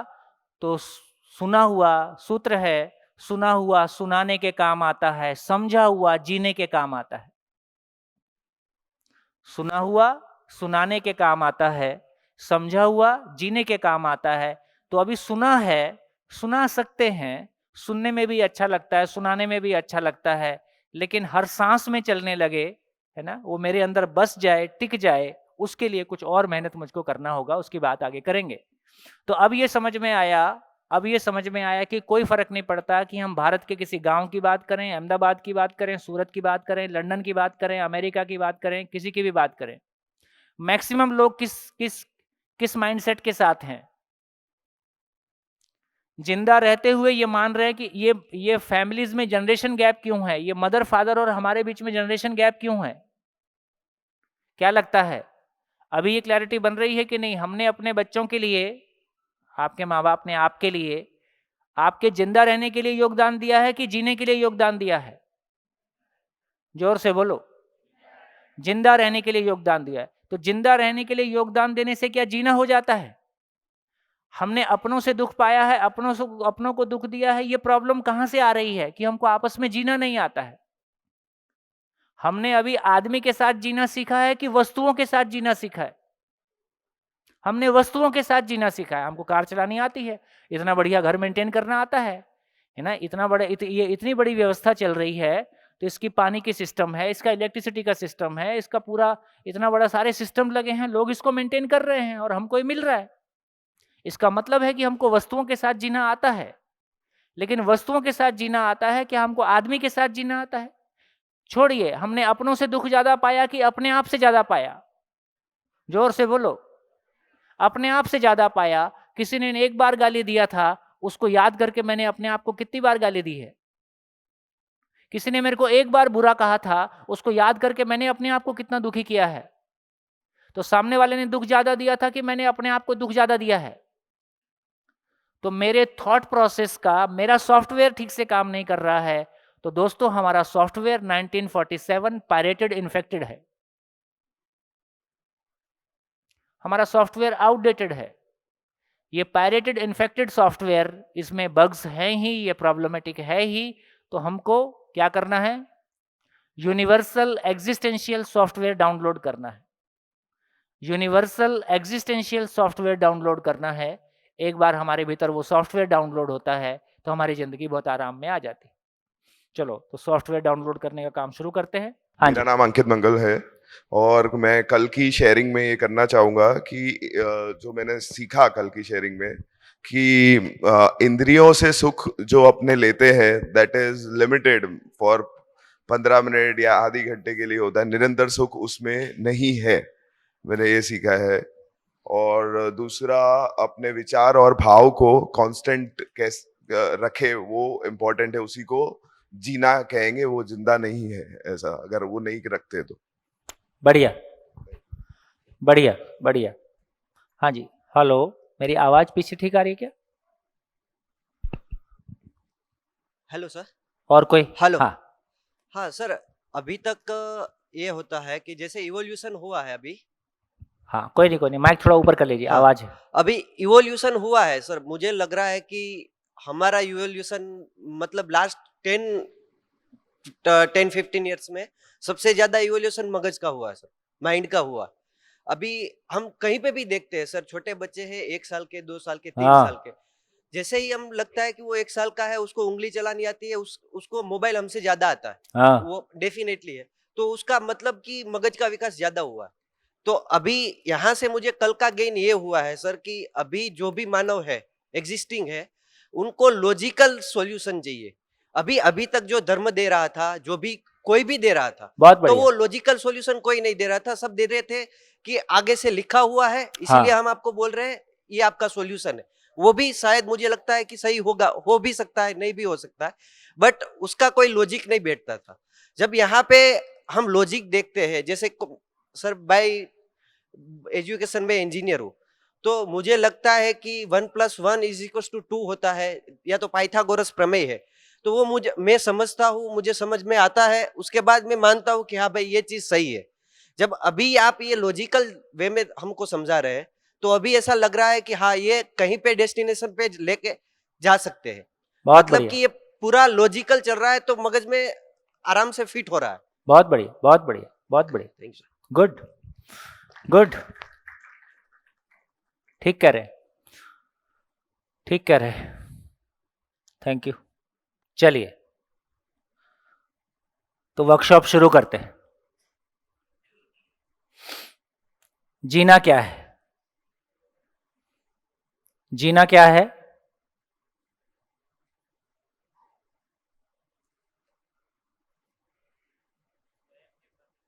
है? तो जीना क्या है? तो कल की चर्चा में हमने पाया कि स्वयं के प्रति विश्वास। स्वयं के प्रति विश्वास का मतलब है कि फिर मैं समझण के साथ होऊंगा कि मैं समस्या के साथ होऊंगा। स्वयं के प्रति विश्वास का मतलब है मेरे पास मेरी जिंदगी के सारे क्वेश्चंस के प्रैक्टिसेबल आंसर होंगे, या मैं प्रॉब्लम के साथ जूझता रहूंगा। हाँ, जवाब देते जाओ। जब भी मैं बोलता हूं तो आपको रिस्पॉन्ड करना है ना। और ठीक नहीं लगता है तो खड़े होकर बोलना है कि हमको ठीक नहीं लग रहा है, और क्या ठीक नहीं लग रहा है उस पर बात करेंगे, फिर से रिपीट करता हूं क्योंकि लॉजिक एक एक एक स्टेप हम बिल्डअप करते जाएंगे। मैंने आपसे कहा कि जीने का मतलब है स्वयं के प्रति विश्वास। स्वयं के प्रति, हाँ बेटा कुछ बोलना चाह रहे? Yes sir. हाँ। जीने का मतलब आपने बताया था कि जब हमें दुख का एहसास नहीं होता है, हमें सभी चीज अपने आप के अराउंड सब कुछ ठीक लगता है, उनको हम जीने का जी रहे हैं ऐसा बोल सकते हैं। उसके लिए सबसे पहले हमें चाहिए कि अपने भाव और विचार पे कंट्रोल आए, तो और अपने आप को ही समझो। अगर मैं अपने आप को समझ सकती हूँ तो वो सब चीज अपने आप होती रहेगी। जो स्टेप्स हमने कल ड्रॉ किए थे उसमें काफी चीजें मुझे ऐसी कल लग रही थी कि हाँ, भाव और विचार पे हम फोकस तो कर रहे हैं, हम अपने आप को देख रहे हैं कि मुझे कब ऐसा रिएक्शन क्यों आ रहा है, मैं ऐसा कब क्यों बोल रही हूँ। बढ़िया। तो उस पे टाइम लगाना और उस पे सोच विचार के हर इंसिडेंट से हम कुछ सीख रहे हैं। तो आपने बताया था कि हम सीखने को कैसे अपने आप को इम्प्रूव करें। तो गलतियों से सीखते हैं, आपने कहा नहीं, गलतियों से नहीं सीखते हैं, हमें अपनी समझ से सीखना है। अच्छा, उस पे बोल रहे हैं। तो मैं ऐसा समझ सकती हूँ कि हाँ, मैंने गलतियां की है, तो गलतियों को कैसे सुधार सकते हैं, उस पे सोच के ये स्टेप आगे बढ़ सकता है। बढ़िया। मेरे को लगता है कि जो मैंने कल कहा थोड़ा सा उसमें कम्युनिकेशन में गैप है, मैं उसको पूरा कर देता हूँ। हाँ जी, कल हमने एक इम्पॉर्टेंट चर्चा की थी कि मानव सही से सीखता है कि गलतियों से सीखता है। ठीक हो गया? और इस चर्चा में ये निकल के आया कि हमारे घर में संबंधों को लेके लगातार गलतियां हो रही हैं, झंझट हो रहे हैं, और जब मेरी शादी होती है तो या तो वही झंझट होते हैं, वो झंझट सारी गलतियां देखने के बाद भी वो गलतियां, तो हम गलतियों से नहीं सीख रहे हैं क्योंकि झंझट ठीक नहीं हो रहे हैं। इसका मतलब है लॉजिक ये कहता है कि हम गलतियों से सीखते हैं कि नहीं सीखते हैं। तो लॉजिक ये कहता है कि हम परिवार में तमाम संबंधों में होती हुई गलतियों को देखने के बावजूद उन गलतियों से मुक्त नहीं हो पाए हैं, बल्कि हमारा शादी करने को लेके कॉन्फिडेंस ही लूज हो गया है ना? इसका मतलब है हम गलतियों से सीखते हैं कि नहीं सीखते हैं? हाँ ना, कुछ तो बोलोगे कि नहीं बोलोगे? है ना, हम गलतियों से नहीं सीखते, ये समझ में आया।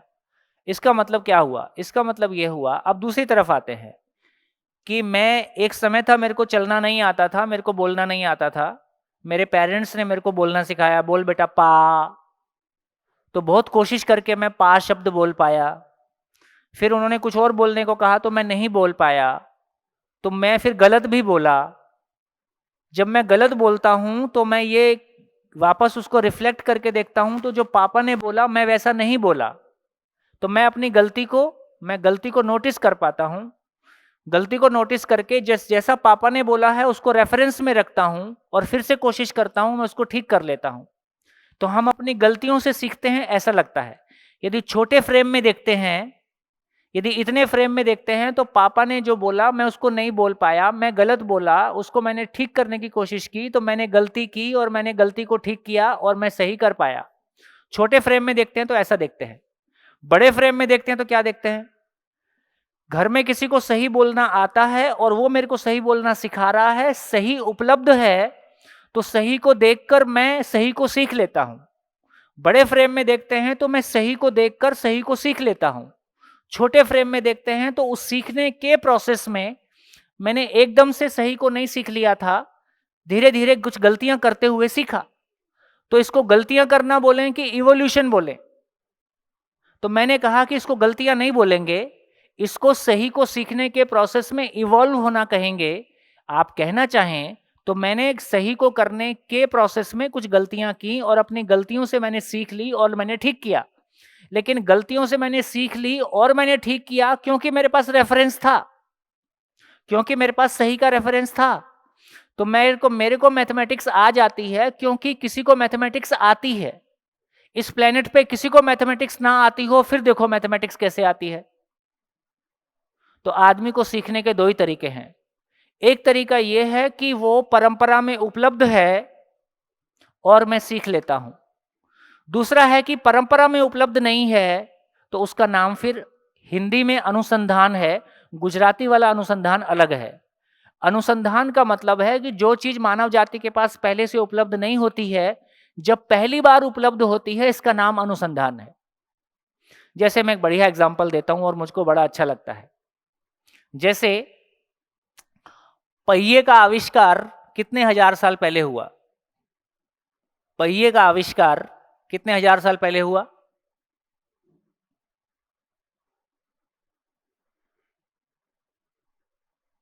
अरे कुछ तो पढ़ा होगा। कितने हजार साल पहले हुआ होगा? 1000, 2000, 10,000। ठीक, मान लीजिए 10,000 साल पहले पहिए का आविष्कार हुआ।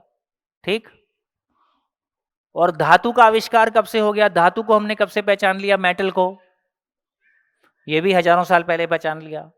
यदि धातु हमने हजारों साल पहले पहचान लिया तो बक्सा भी हजारों साल पहले बना लिया होगा। लोहे का बक्सा बना लिया होगा पीट पाट के। तो हमारे पास लोहे का बक्सा था और हमारे पास पहिया भी था। पहिया और बक्सा जोड़ा कितने साल पहले? मात्र 50 साल, 25 साल पहले। हमारे बचपन में हमको वो दिन याद है जब लोग लोहे के मोटे मोटे ट्रंक लेके, और जब ट्रेन आती थी तो तब वो भी बोगी नंबर भी नहीं लिखा रहता था, है ना। ट्रेन आके खड़ी हो गई, फिर ढूंढते थे मेरी बोगी किधर है, इधर वाले उधर भाग रहे, उधर वाले इधर भाग रहे, और कुली लेके दौड़ रहा है इधर से उधर। ट्रेन में अपनी सीट तक पहुंचना एक स्ट्रगल होती थी। आजकल अच्छा है कि आपको बोगी नंबर पहले से लिखा रहता है, आप जाके वहीं खड़े होते हो, बोगी वहीं आती है, आप अंदर। सूटकेस में व्हील लगा हुआ है। ये सूटकेस में व्हील कितने साल पहले लगा? सूटकेस में व्हील कितने साल पहले लगा? मात्र 25-30 साल पहले। जबकि पहिया आदमी के पास कितने साल पहले से है? 10,000 साल पहले से। 10,000 साल पहले से पहिया भी था, बक्सा भी था। ये अकल इतने 10,000 साल में ये अकल 25 साल पहले काम की। यार इसको जोड़ के सर पे उठाने की बजाय ये पहिए पे चल सकता है। मात्र इतना सा कॉमन सेंस, मात्र इतना सा कॉमन सेंस। इतनी सी कॉमन सेंस आने के लिए हमने हजारों साल बक्सा ढोया है। समझ में आया आदमी की स्पीड कैसी है लर्निंग की? तो इसका मतलब है कि जब कोई चीज परंपरा में नहीं होती है ना। पहली बार किसी ने बिजली कड़कते हुए देखी और किसी के मन में यह आया कि इस बिजली को मैं यूज कर सकता हूं, तो पहली बार बिजली कड़कने से लेके और पहला बल्ब जलने में शायद 150-200 साल की जर्नी है।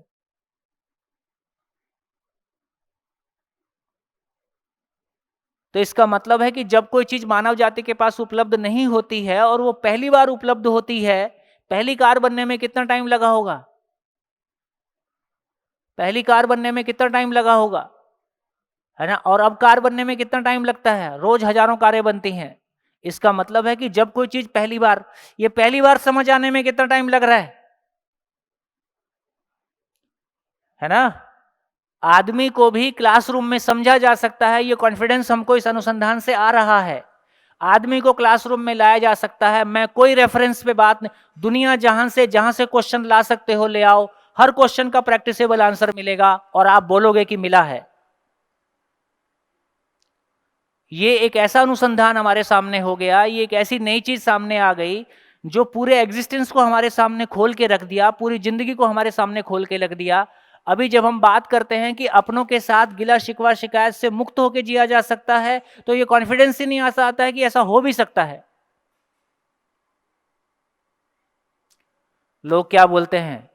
सुख दुख साथ साथ है, जीवन एक संघर्ष है, संसार माया है, कुछ समझ नहीं आया है। ये अंतिम वाक्य हैं ज्ञान के।